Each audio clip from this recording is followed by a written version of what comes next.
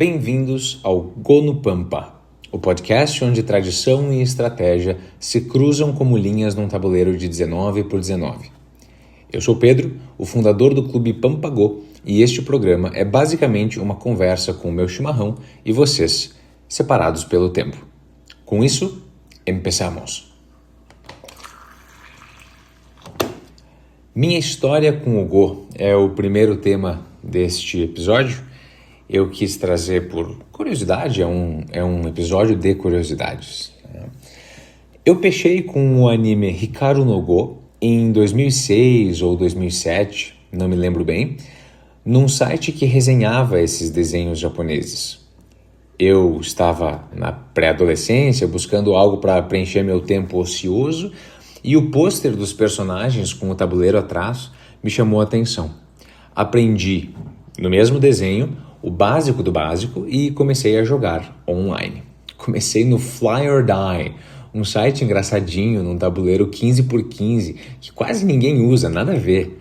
Depois, quando entendi melhor as regras, passei a jogar no KGS, Kiseido Go Server, na época o servidor mais popular de todos. Hoje em dia existem muitos outros e muitos que eu nem conheço. Aparentemente, o servidor mais comum hoje no Ocidente é o OGS, para Online Go Server. Não sei se é por apego ou por costume, mas eu ainda prefiro o KGS. O que não realmente importa, né? O que importa é ter onde jogar e isso, na internet, não falta. Joguei um tempo ali e fiz bons amigos. Tinha uma gurizada legal de tudo que era lado do Brasil e cheguei a me encontrar com alguns deles para jogar no Rio de Janeiro e em Brasília. Tudo isso eu fiz sem estudar praticamente nada sobre o jogo e aprendi, basicamente, a mangaço na cabeça. Go é um jogo que dá para jogar para sempre, sem estudar nada, e vai ser sempre divertido. O que eu aprendi, muitos anos depois, já dissipado aquele fogaréu juvenil, é que quanto mais se aprende sobre o jogo, mais profundo e mais divertido ele fica. Porque fica bonito. É muito louco. Não me lembro bem por quê, mas eventualmente eu me distanciei do jogo. Era escola, era faculdade, trabalho e coisa, e quando vi, já quase nem jogava. E, sinceramente, nem lembrava durante a maior parte do tempo. Fiz um intercâmbio no final do colégio e foi muito legal descobrir que até numa vila de 5.000 habitantes, num outro lado do mundo, tinha gente que sabia jogar e se encontrava para jogar Go.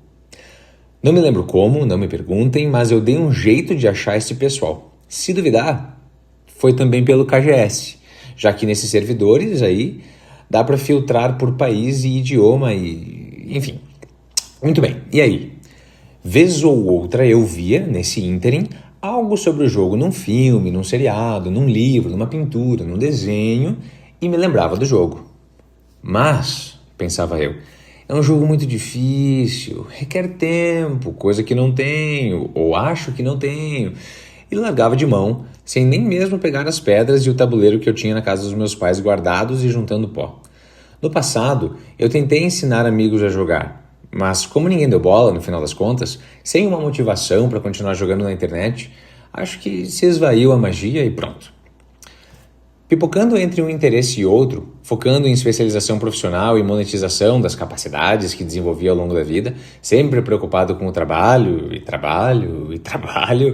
pouco a pouco percebi que eu precisava de algo para descansar. Algo para relaxar minha cabeça do dia a dia frenético. Entre mates contemplativos, leituras evocativas, recebi uma notificação da Netflix que ia ter um filme sobre Go.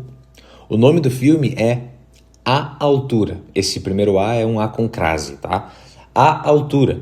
E conta a história do mestre de Go Cho Hun-hyun e seu pupilo Lee Chang-ho, ambos coreanos, e foi o suficiente para reacender esse interesse tão querido meu.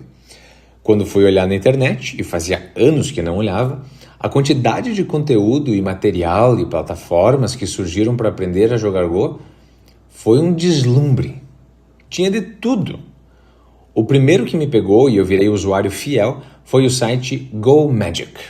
Eles têm canal no YouTube, página no Instagram e o site deles é absolutamente fenomenal. Não importa se tu é o mais iniciante do mundo ou um jogador profissional, tu vai encontrar aulas interativas e 1000 coisas do mais alto padrão. Tem até uma espécie de Duolingo dentro do negócio, que eles chamam de Árvore das Habilidades. Como algumas partidas podem realmente tomar mais tempo e atenção do que eu tenho para dar na maioria dos dias, ter esses puzzles, esses desafios interativos para afiar o cérebro e me divertir um pouquinho é muito bom e recomendo com gosto. Percebi que parece um patrocínio, mas por enquanto ninguém patrocinou esse programa. Quando for patrocinado, eu aviso. Num próximo programa, posso indicar outros aplicativos, sites e coisa do padrão que eu uso para aprender e praticar. Agora, quero trazer algumas curiosidades sobre o jogo e não sobre mim. Primeira curiosidade: sistema de ranqueamento.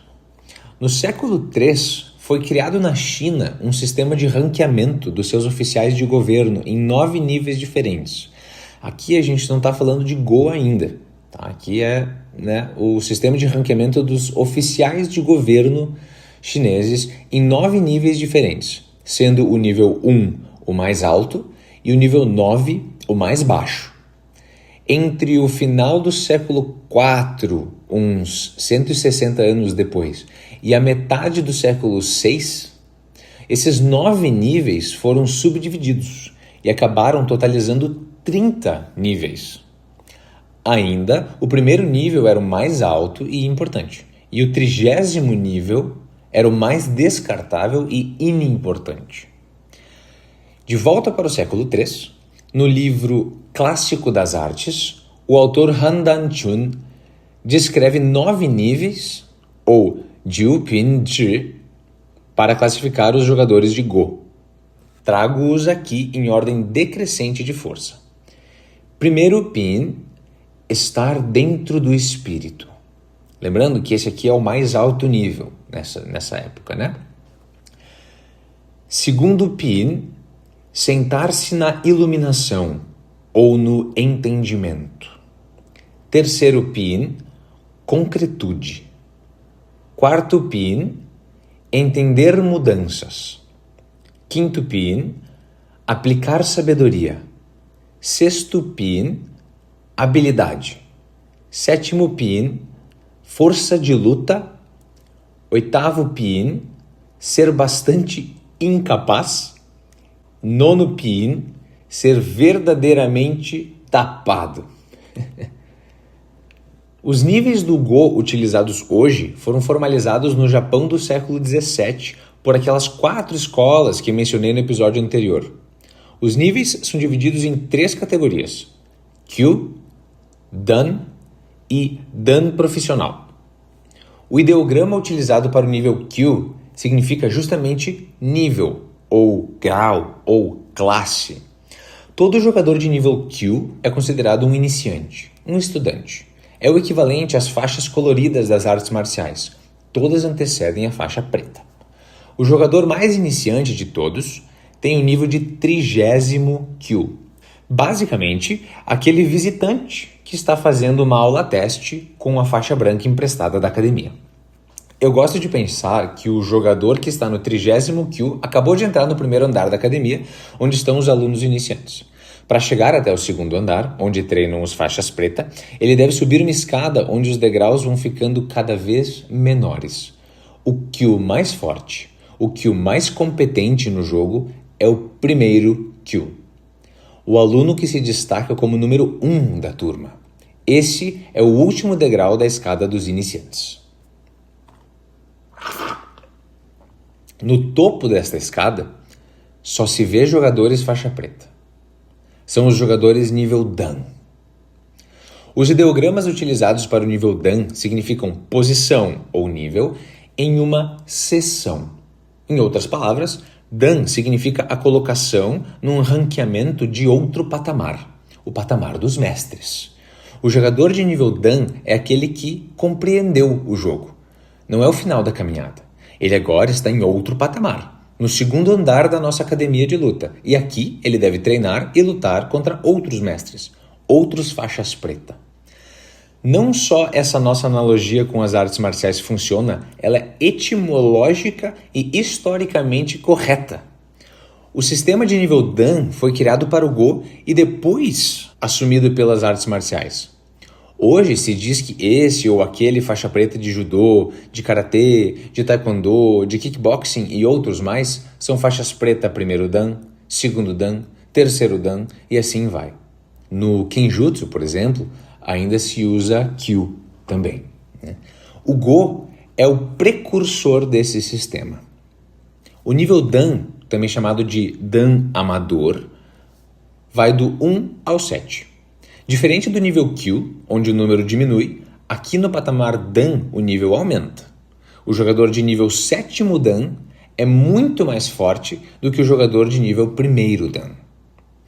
Diferentes países e associações têm diferentes torneios e requerimentos para a profissionalização de um jogador. Ainda assim, ao passar para este próximo patamar, para o nível profissional, o jogador passa a ser de primeiro nível Dan profissional. Antigamente, este patamar também só ia até o nível 7, mas hoje ele vai até o 9. Portanto, os jogadores de maior ranking do mundo são os de nível 9º Dan profissional.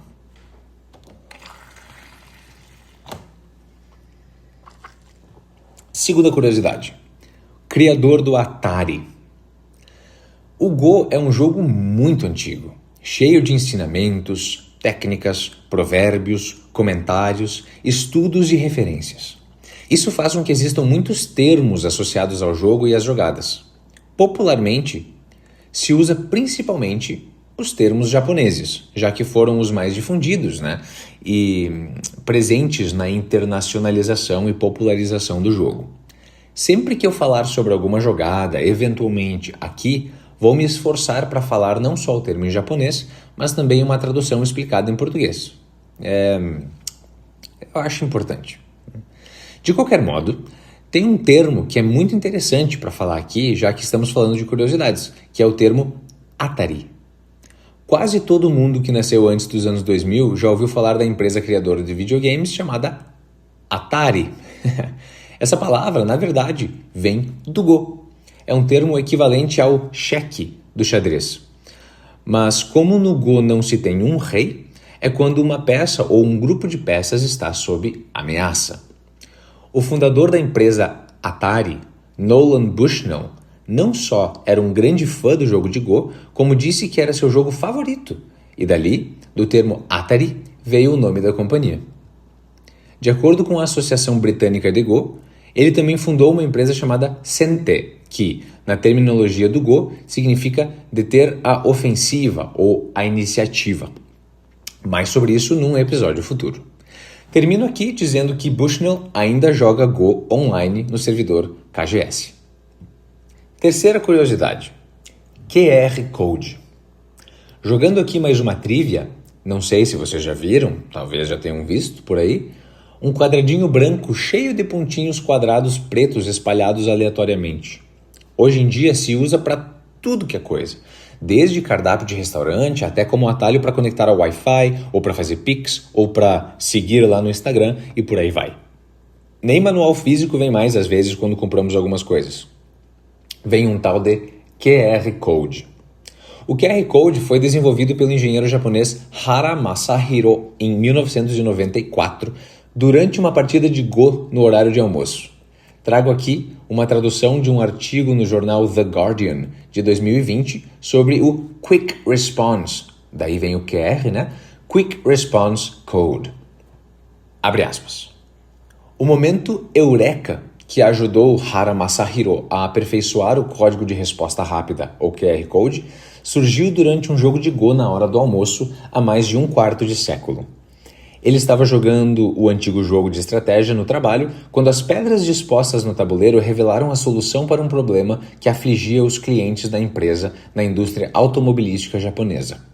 Os trabalhadores queriam uma forma menos trabalhosa de armazenar mais informações, incluindo caracteres kana e kanji, mas os códigos de barra usados na época podiam conter apenas cerca de 20 caracteres alfanuméricos cada. Em alguns casos, uma única caixa de componentes trazia até 10 códigos de barra que precisavam ser lidos individualmente. Tendo ajudado a desenvolver um leitor de código de barras no início dos anos 80, Hara sabia que o método tinha suas limitações. Ter que ler tantos códigos de barra por dia era muito ineficiente e os trabalhadores estavam cansados de escanear as caixas várias vezes, disse Hara, agora engenheiro-chefe da empresa, em uma entrevista online feita na sede da companhia, localizada na província de Aichi, no centro do Japão. Estávamos fabricando leitores de códigos de barra havia 10 anos, então tínhamos o know-how. Eu olhei para o tabuleiro e pensei que a forma como as pedras estavam alinhadas nas grades poderia ser uma boa maneira de transmitir muitas informações ao mesmo tempo. E assim nasceu a teoria por trás do QR Code. 26 anos depois, os padrões bidimensionais de pequenos quadrados pretos e brancos, capazes de armazenar 200 vezes mais informações do que um código de barras padrão, revolucionaram a forma como fazemos compras, viajamos e acessamos sites. Aqui, fecho as aspas do artigo do The Guardian. De acordo com o blog do Go Magic, recentemente o Nihon Ki-in honrou Hara Masahiro como um embaixador do Go oficial. Ele foi presenteado com um certificado de 5º Dan, deixando 2 mensagens. A primeira é a de que jogar Go cultiva a criatividade, a imaginação e as habilidades de tomada de decisão. A segunda foi, abre aspas, eu encorajo fortemente a todos que experienciem o Go para envigorar seus negócios e a economia. Eu quero transmitir isso para o máximo de pessoas possível. Fecha aspas. Então, na próxima vez que tu vir um QR Code por aí, tenta enxergar o tabuleiro de Go e as pedras pretas e brancas que estão desenhadas ali. Talvez seja uma partida super interessante, cheia de ataris para apimentar.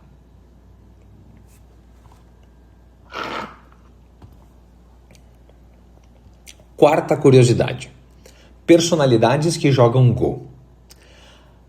Aproveito este episódio de curiosidades para trazer um post do Instagram do Go Magic, onde alguns nomes conhecidos aparecem como fortes jogadores amadores de Go. Ren Zhengfei, fundador da Huawei, é um jogador de nível 4 ou 5 Dan. A Huawei patrocina torneios e ligas de Go desde 2018. Sobre Go, Ren Zhengfei diz que não existem coincidências no Go, assim como na inovação. Lei Jun, fundador da Xiaomi, que por algum motivo a gente chama de Xiaomi, joga Go desde a escola. Citando palavras dele, abre aspas, Go te ensina a olhar para todo o tabuleiro, não só para batalhas locais. É como são os negócios, onde tu precisa te antecipar e te movimentar anos antes dos teus competidores. Fecha aspas. Lei Jun detém o nível de 4º Dan e a Xiaomi tem clubes de Go internos para seus colaboradores.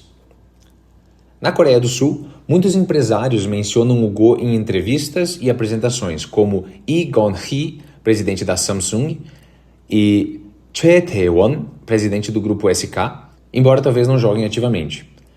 Koo Bon-moo, presidente do grupo LG, é conhecido como empreendedor, mas também jogador amador de Go.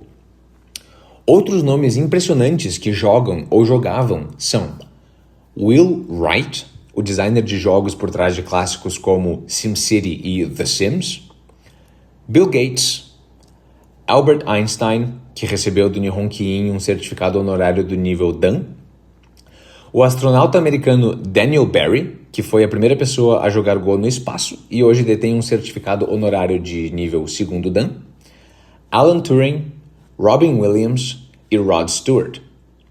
Com certeza, muitos outros existem e não encontrei nesta primeira pesquisa. Quem tiver um conhecimento maior pode, por favor, complementar nos comentários deste episódio. O nosso momento poético deste episódio será com um poema de Konstantin Bayraktarov, da Academia Búlgara de Go. Eu traduzi este poema a partir de uma outra tradução, então pode haver alguma discrepância de sentido do original. O título do poema é Variantes. A árvore das variantes está repleta de frutas, que pesam como pêssegos pretos e brancos. rebrilhando o sol e cheias de vida, pedras maduras em galhos eternos. Do domo celestial, tocado pela respiração, cai ao solo uma gota de chuva ou floco de neve, e este é somente um breve instante em numerosos movimentos. São todas formas irrepetíveis, florescendo uma única vez. Dia e noite intercambiam-se no jogo do universo, e o tempo se faz a cada jogada. Uma pedra nacarada, donde uma variante crescerá, vibra, escondendo em seu coração uma fagulha. Muito bem.